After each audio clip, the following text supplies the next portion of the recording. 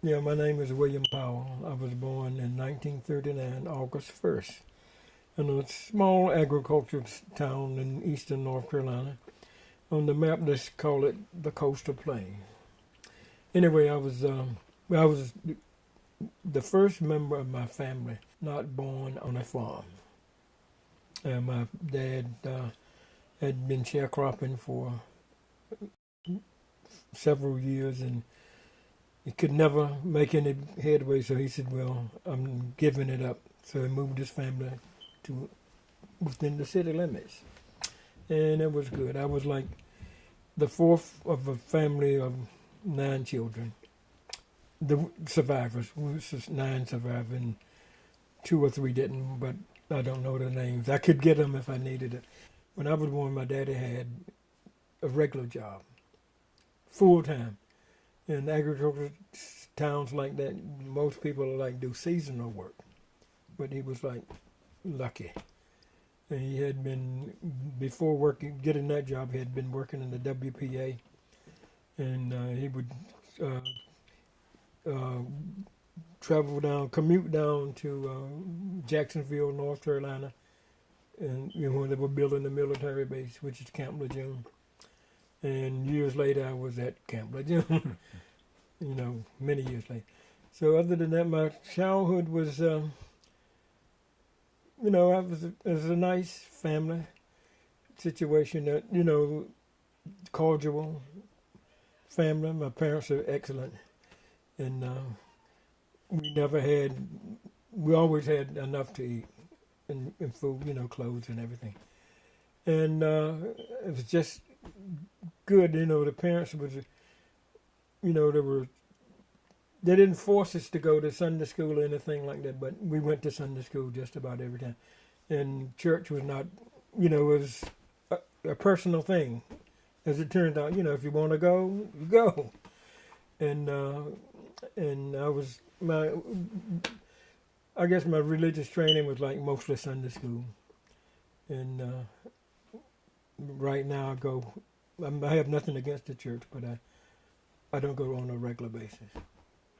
I go when I go, I enjoy the service. And if they have a good choir, that's even better. It's like a bonus. The house that I was born in, those days were delivered by midwives. So I was not born in a hospital. And so when I was about 5, we moved from the house that I was born in up to a couple of blocks away to a bigger house. And the good thing about that house, it was one of the few in the neighborhood that had electricity. Before then, everybody had the oil lamp, stuff like that. And back before we moved, I can remember every night it seems like, at the first house today, every night it seems like somebody would come by and say, it's a blackout, it's a blackout. That was during the Second World War. So at a certain time, the community leaders would designated people in every neighborhood to make sure that the lights were out. And I guess that was for some wartime security purposes or something like that. But it was like constant. And other than that, we moved just before I started the school. But back in the old house, I remember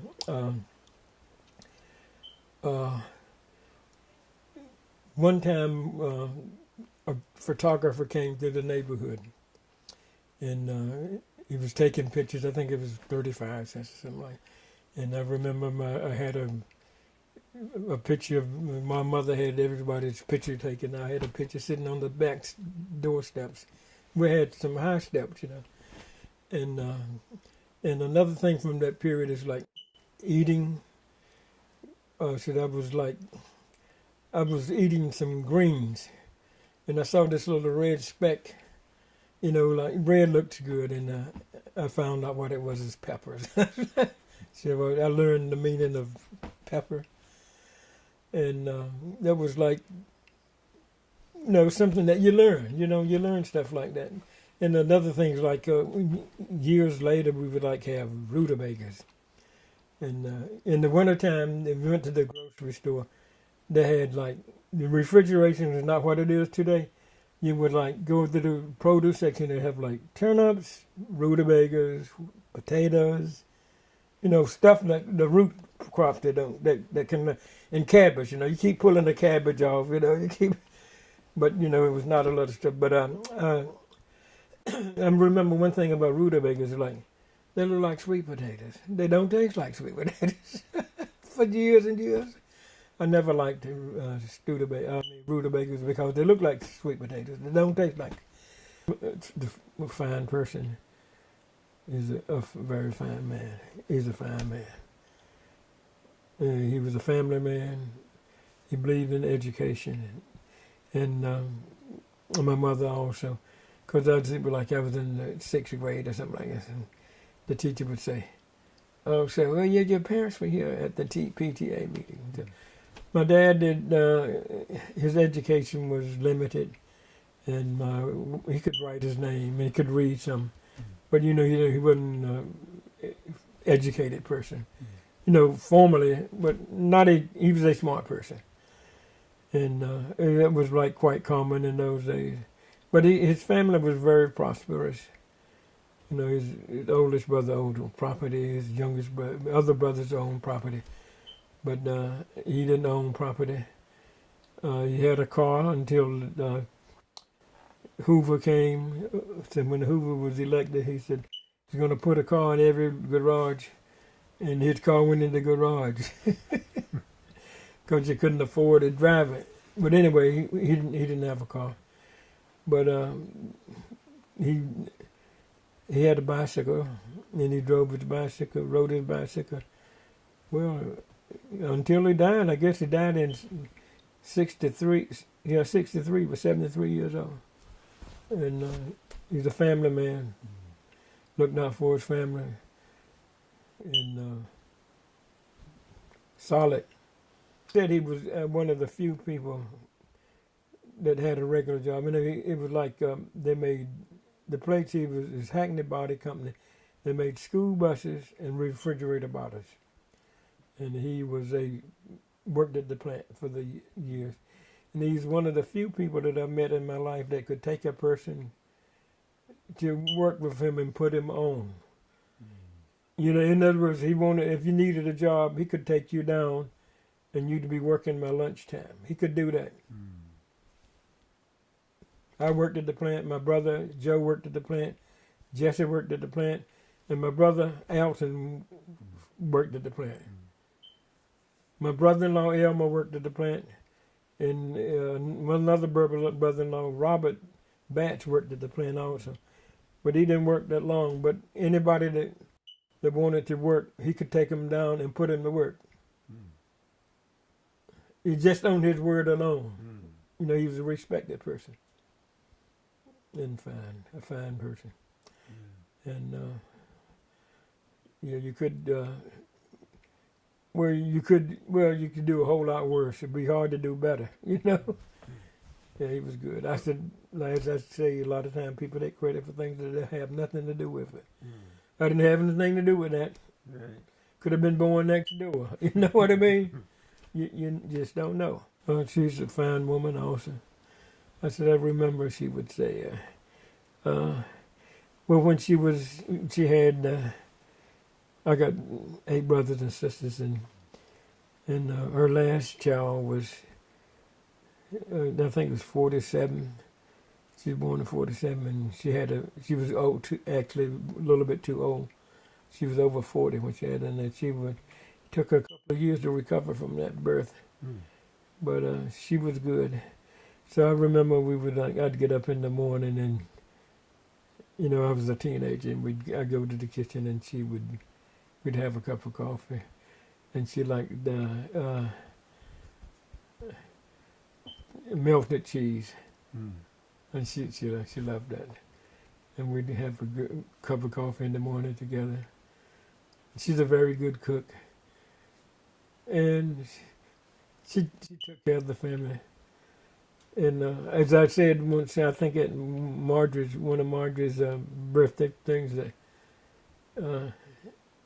she'd do seasonal work like most people.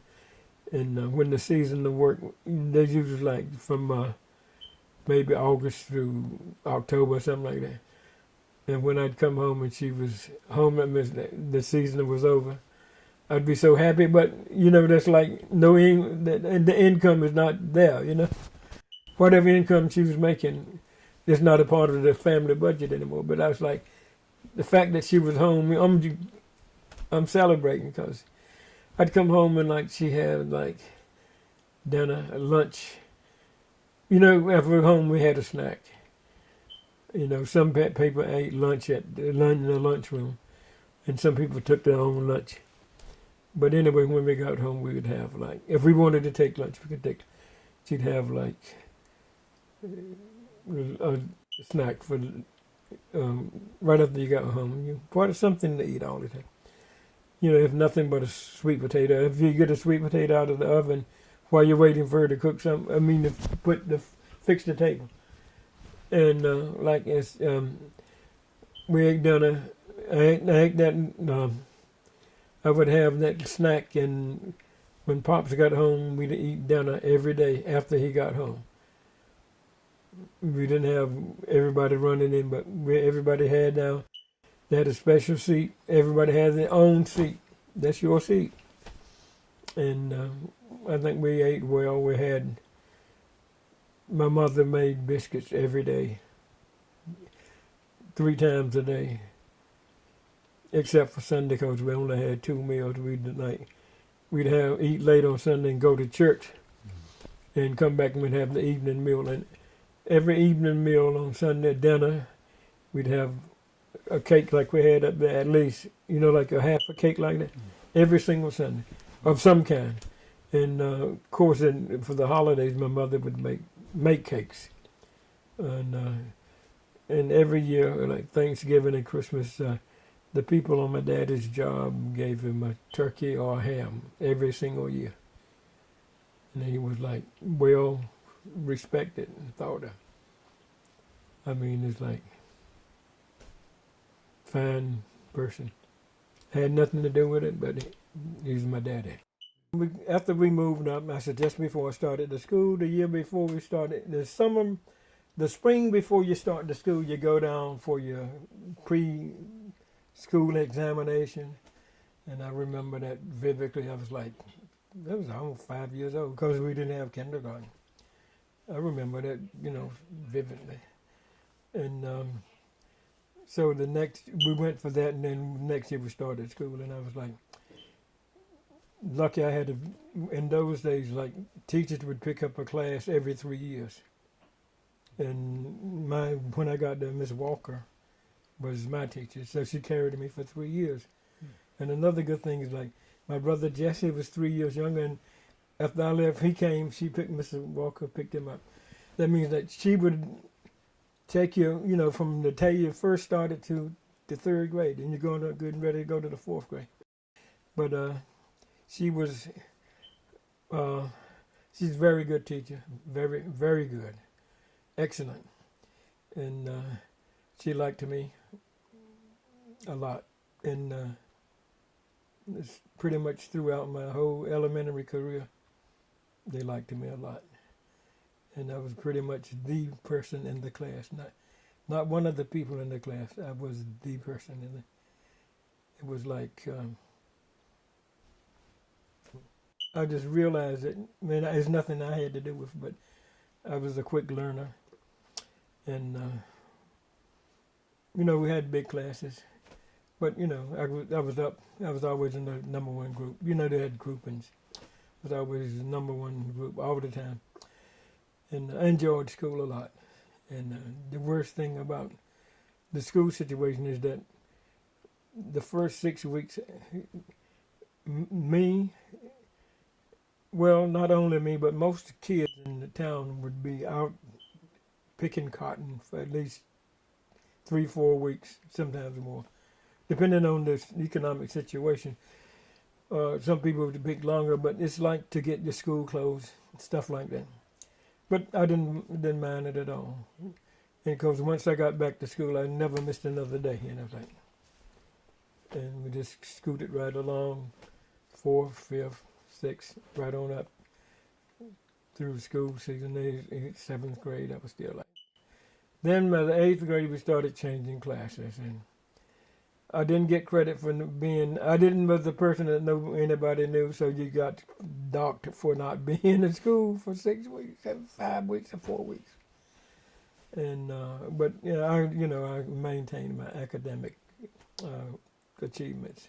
They were good, and oftentimes, several times, I'd be like have the highest score in the whole 9th grade or something in some class or another. But I was good. I enjoyed it a lot.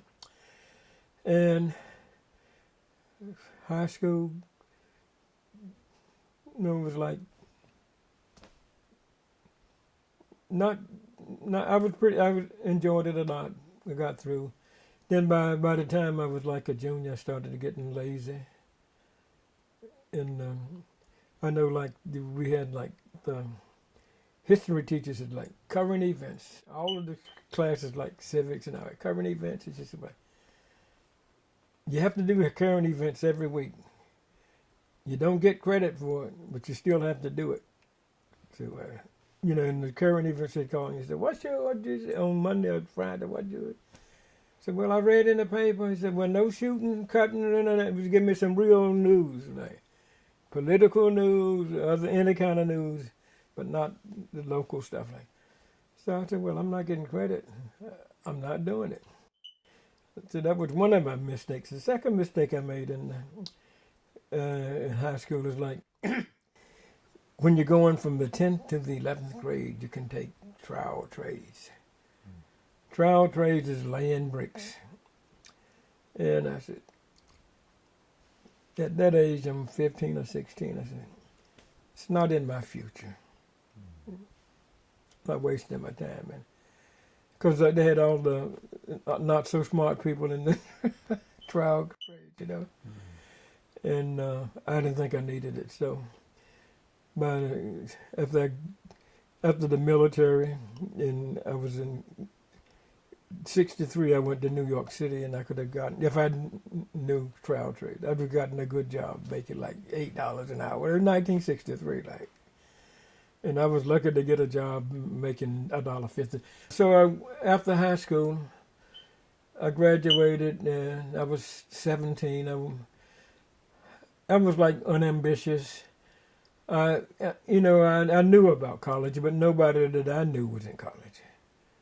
I mean, actually, there was one person in the neighborhood that was,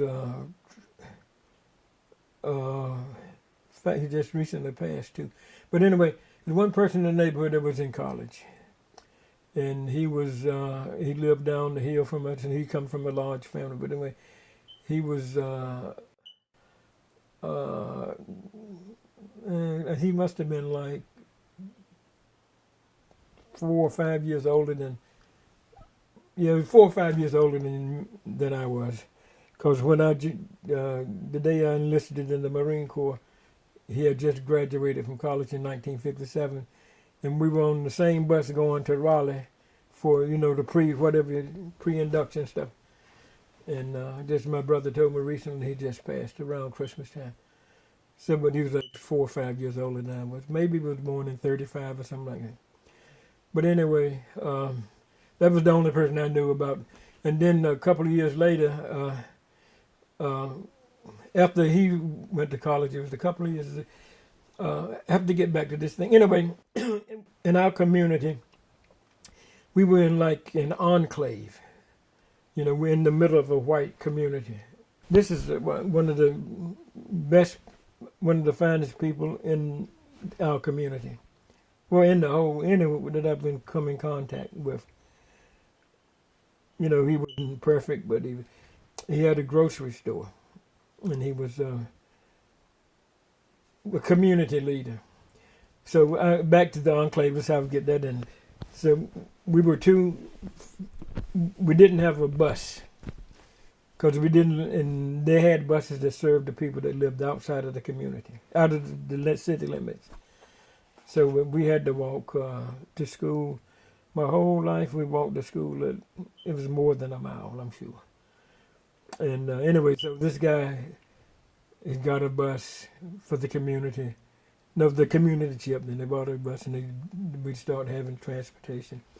He had a vacant lot in front of his house. He made an athletic field with basketball courts and baseball, to play softball and stuff like that.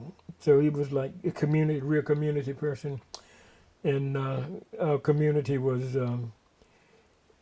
at some points later after I graduated from high school, they wanted to urban renew the community. And that was like throughout I don't know about the country, but it was happening in a lot of places. When they mean urban renewal, they call it. They like get rid of the black communities, dilapidated housing, or whatever it is, and just move you out. So anyway, this guy said, you can urban renew, but we're going to be right here. When you renew, we're coming back. And the houses are still there.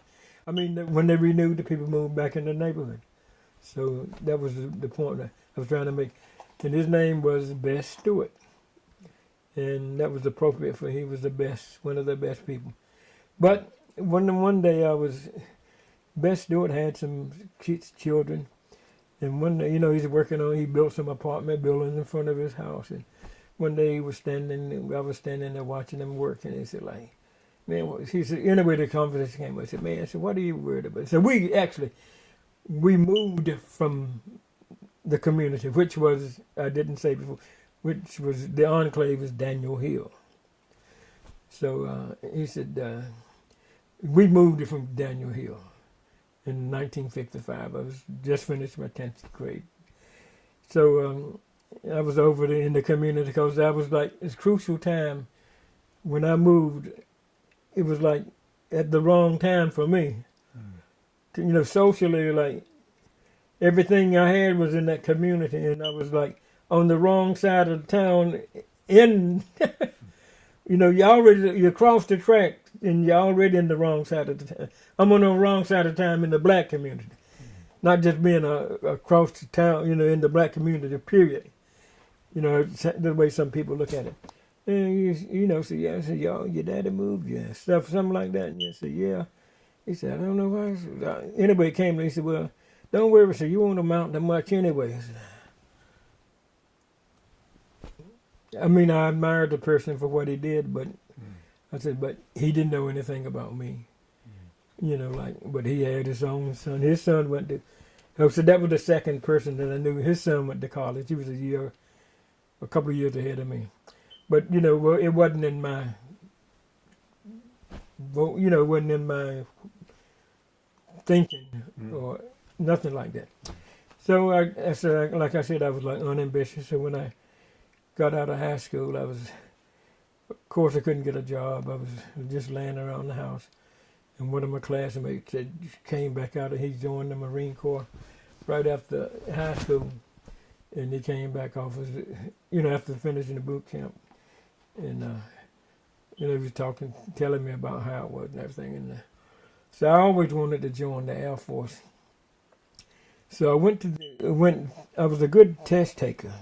I knew I was a good test taker. I went down and took the examination. They said I didn't pass. Couldn't believe it. But as I learned, I was like, they had like a quota. They had more than they're going to. You said you didn't pass, you didn't pass. So anyway, about that time, it was like getting to be November. And I get around after Labor Day, my brother-in-law, Elmer, was married to my sister, Willie Mae. They got married in like 1952 or something like that. And he was waiting tables at the Moose Hall. So he got me a job, waiting tables, and I learned how to wait tables. That was pretty good. But anyway, by November, my mother wouldn't sign for me, so I couldn't go into the service. So by November, I was old enough. And after the guy came back, told me how it was, I said, well, I'm joining the military. I'm getting out of this town. I joined the Marine Corps. And I got to Raleigh when we took examinations. And I had a very high score. The guy said, where do you want to go? I said, well, I was committed to the Marine Corps. So apparently the way it worked, they send you to thing, and then you at that point I could have chosen the Air Force if I wanted to, but it already made a commitment, and I stuck with it. And they asked me, so how long you want to stay? I said, well, at that time, not being an ambitious person, I said, well, military service was acceptable. I mean, if you said, what are you going to do? I said, well, I'm going to join the military and be a career person. That's acceptable. A lot of people like, it's not doing nothing, but almost. But actually, it's good for a lot of people, as I will tell you in a few minutes. Anyway, we got there, and I committed to the Marine Corps. So we rode. This is on November the 14th, 1957. I think it was like on a Thursday or something, maybe, because we drove. Yeah, like a Thursday. After they got us, they sent us. They gave you a little travel eating voucher and a ticket for the YMCA. So I said, shoot, I'd never spent the night away from home before, so I called my parents on the phone, and just because we hadn't been away from home anyway. So I didn't like the idea of being in the YMCA. So I walked around the neighborhood and tried to find a room. So I didn't. So anyway, ended up back in the YMCA, and so I met a guy. He said he was re-enlisting. Yeah, just re-enlisting. He said, well, I told him, he knew I was. We were everybody in the thing was going into the military. He said, well, remember, when you get in there, when you get started, there's always been somebody in the group worse than you. I never forget that. Some people say it's not good advice, but it kind of gives you, I said, well, some kind of encouragement. In a way, it was encouraging. It helped me at that time. He said, regardless of where you go, there's always somebody's going to be worse off than you. And I kept that in there. So we got down to Paris Island the next day.